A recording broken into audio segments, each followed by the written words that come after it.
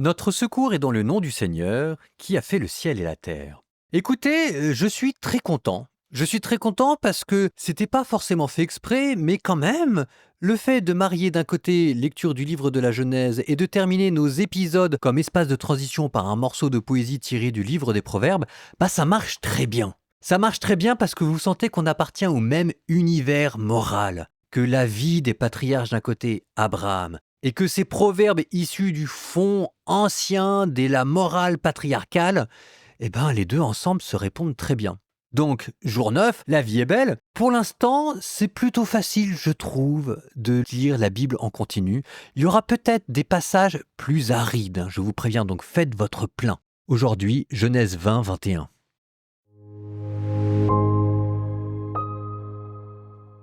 De là, Abraham leva le camp pour le pays du Néguev. Il habita entre Kadès et Chour, puis y séjourna à Guérar. Comme Abraham disait de sa femme Sarah, « C'est ma sœur », Abimélec, roi de Guérar, envoya prendre Sarah.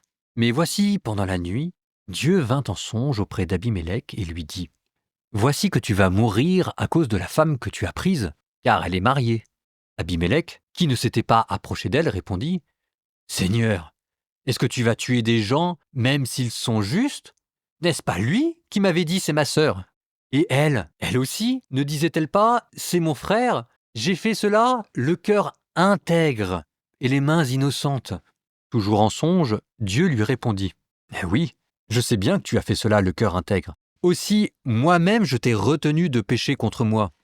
C'est pour ça que je ne t'ai pas laissé la toucher. Maintenant, rends sa femme à cet homme, car c'est un prophète. Il intercédera en ta faveur et tu resteras en vie. Mais si tu ne rends pas la femme, sache qu'il te faudra mourir, toi et tous les tiens. » Abimélec se leva de bon matin, convoqua tous ses serviteurs et rapporta toute l'affaire.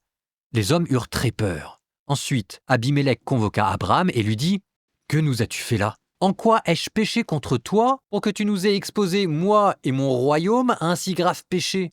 Tu as fait à mon égard une chose qui ne se fait pas. » Abimélec dit encore à Abraham, « Qu'avais-tu en vue pour agir ainsi ?»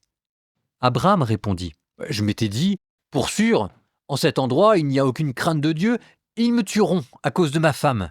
De plus, c'est vrai qu'elle est ma sœur, la fille de mon père, mais non celle de ma mère, et elle est devenue ma femme. Lorsque Dieu me fit errer loin de la maison de mon père, j'ai dit à Sarah, « Voici la faveur que tu me feras. Partout où nous irons, dis de moi, c'est mon frère. » Alors Abimélec prit du petit et du gros bétail, des serviteurs et des servantes, et les donna à Abraham, et lui rendit Sarah, sa femme. Puis Abimélec dit, « Voici devant toi mon pays. Habite où bon te semblera. » Et il dit à Sarah, « Voici que je donne 1000 pièces d'argent à ton frère. Ce sera pour toi comme un voile sur les yeux de tous ceux qui t'entourent, et vis-à-vis de tous tu seras réhabilité. » Abraham intercéda auprès de Dieu, et Dieu guérit Abimélec, sa femme et ses servantes qui purent avoir des enfants. En effet, Dieu avait rendu stériles toutes les femmes de la maison d'Abimélec à cause de Sarah, la femme d'Abraham. Le Seigneur visita Sarah comme il l'avait annoncé, il agit pour elle comme il l'avait dit. Elle devint enceinte et elle enfanta un fils pour Abraham dans sa vieillesse, à la date que Dieu avait fixée. Et Abraham donna un nom au fils que Sarah lui avait enfanté. Il l'appela Isaac, c'est-à-dire il rit. Quand Isaac eut 8 jours, Abraham le circoncit, comme Dieu le lui avait ordonné. Abraham avait 100 ans quand naquit son fils Isaac. Sarah dit, « Dieu m'a donné l'occasion de rire.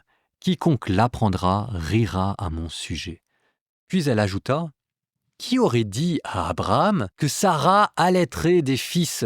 Et pourtant, j'ai donné un fils à sa vieillesse. » L'enfant grandit et il fut sevré. Abraham donna un grand festin le jour où Isaac fut sevré. Or, Sarah regardait sa muet Ismaël, ce fils que Dieu avait eu d'Agar l'Égyptienne.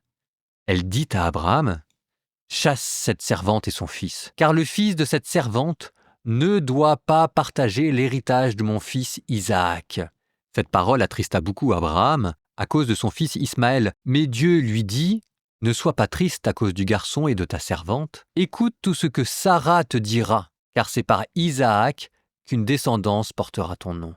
Mais je ferai aussi une nation du fils de la servante, car lui aussi est de ta descendance. » Abraham se leva de bon matin, il prit du pain et une outre d'eau, il les posa sur l'épaule d'Agar, il lui remit l'enfant, puis il la renvoya. Et elle partit et alla errer dans le désert de Beer-Shéba. Quand l'eau de l'outre fut épuisée, elle laissa l'enfant sous un buisson et alla s'asseoir non loin de là, à la distance d'une portée de flèche. Elle se disait « Je ne veux pas voir mourir l'enfant. » Et elle s'assit non loin de là. Elle éleva la voix et pleura. Dieu entendit la voix du petit garçon, et du ciel, l'ange du Seigneur appela Agar. « Qu'as-tu, Agar ?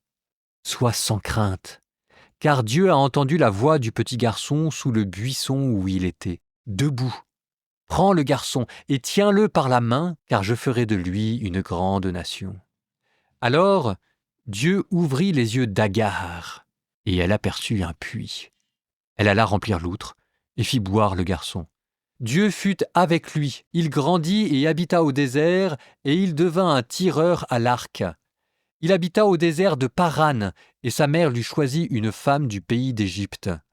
En ce temps-là, Abimélec, accompagné de Picol, le chef de son armée, vint dire à Abraham « Dieu est avec toi en tout ce que tu fais. Maintenant, ici même, jure-moi par Dieu de ne pas trahir ni moi, ni ma lignée, ni ma postérité. Tu montreras envers moi et envers ce pays où tu séjournes la même faveur que celle que j'ai montrée envers toi. » Abraham répondit « Moi, je le jure. » Abraham fit des reproches à Abimélec au sujet d'un puits d'eau que les serviteurs de ce dernier avaient accaparé. Abimélec dit « Je ne sais pas qui a fait cela. Jamais tu ne m'en as informé, et moi je n'ai rien entendu à sujet avant ce jour. » Abraham prit du petit et du gros bétail et les donna à Abimélec. Tous deux conclurent une alliance. Abraham mit à part 7 jeunes brebis de son petit bétail. Abimélec demanda à Abraham « Que font là ces 7 jeunes brebis que tu as mis à part ?» Abraham répondit « C'est pour que tu les reçoives de ma propre main et qu'elles soient un témoignage de ce que j'ai moi-même creusé ce puits. » C'est pourquoi on appela ce lieu Beer-Shéba, c'est-à-dire le puits du serment, car tous deux y avaient prêté serment. Ils conclurent donc une alliance à Beer-Shéba. Abimélec se leva et, accompagné de Picol, le chef de son armée, il retourna au pays des Philistins. Abraham planta un tamaris à Beer-Shéba et y invoqua le nom du Seigneur, Dieu éternel. Abraham séjourna longtemps au pays des Philistins.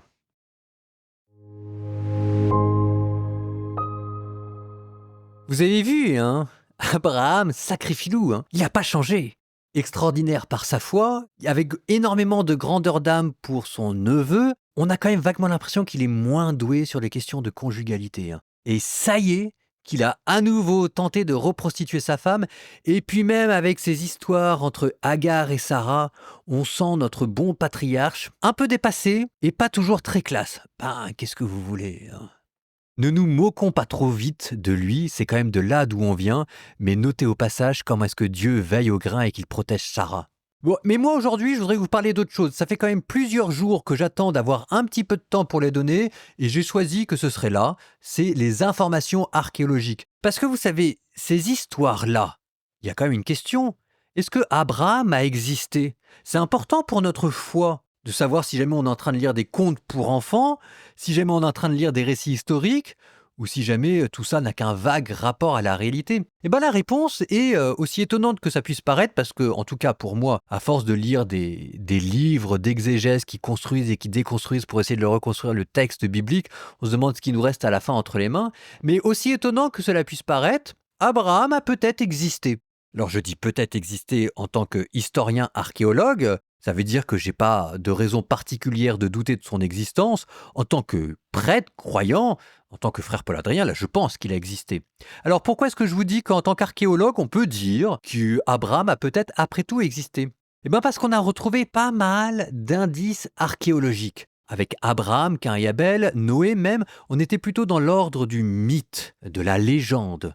Bon, il y a bien eu un premier homme, il y a bien eu une première femme, voilà, ça c'est propre, clair et net, mais il s'appelait probablement pas Adam et Ève, qui de toute façon étaient des surnoms. Pareil pour Noé. Et puis pareil pour Caïn et Abel, il y avait eu un premier meurtre, mais ça s'est probablement pas tout à fait passé comme ça. Ce qui est intéressant, c'est de nous dire que la Bible met ce premier meurtre dans la religion par un prêtre. Ça veut dire des choses. Bon, Abraham, c'est différent. Abraham, on n'est plus dans l'ordre de la légende ou du mythe, même si encore une fois, ne me faites pas dire ce que j'ai pas dit. Adam et Ève, il y a eu un premier homme et il y a eu une première femme, ils ont fait n'importe quoi, ça c'est clair et net. Mais Abraham, on est plutôt dans un autre genre qui s'appelle l'épopée. Ça veut dire qu'il y avait une histoire vraie, mais qui au fur et à mesure des générations, l'histoire s'est enrichie d'anecdotes qui ont été surajoutées. On pourrait dire, comme vous voyez parfois dans les films d'Hollywood, basé sur une histoire vraie. Alors, qu'est-ce qui nous fait dire que c'est basé sur une histoire vraie ? C'est là où on se tourne vers l'archéologie. La ville d'Our, d'où a commencé Abraham, on l'a retrouvée. La localisation la plus probable étant à côté de Babylone, où précisément on a retrouvé ces ziggourats, les tours de Babel. Ah, ça mérite d'être dit. Ensuite, si vous regardez le trajet d'Abraham, vous voyez qu'il fait le croissant fertile et qu'à un moment donné, il s'arrête à Haran, ou plutôt Charan, exactement, et qu'on a retrouvé. Avec même une particularité, il y a ce qu'on appelle les maisons ruches de Haran. Vous voyez une ruche comme une sorte de cône en mode de terre. Et ça vous donne les maisons d'Haran, qui était à l'époque un grand centre commercial. Bon, on pourrait dire la même chose avec Tel Dan, dont on a retrouvé la porte, dite maintenant justement la porte d'Abraham.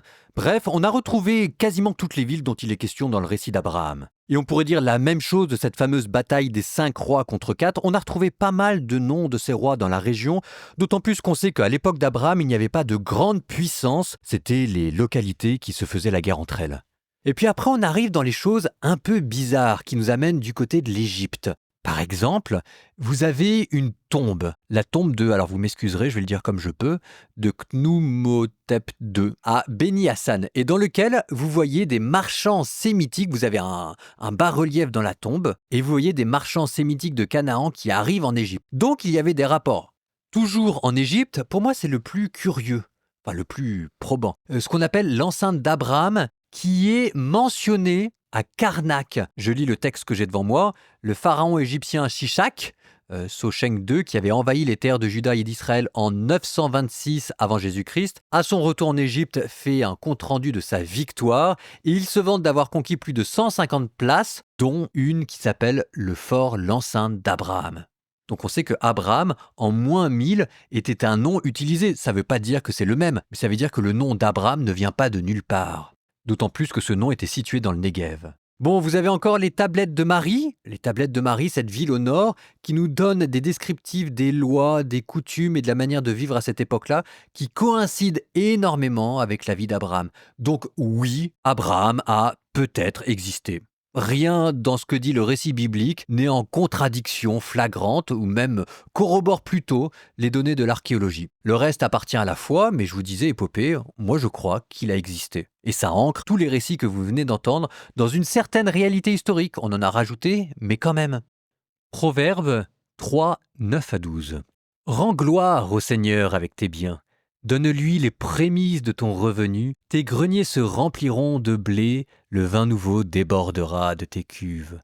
Mon fils, ne rejette pas les leçons du Seigneur, ne dédaigne pas ses critiques.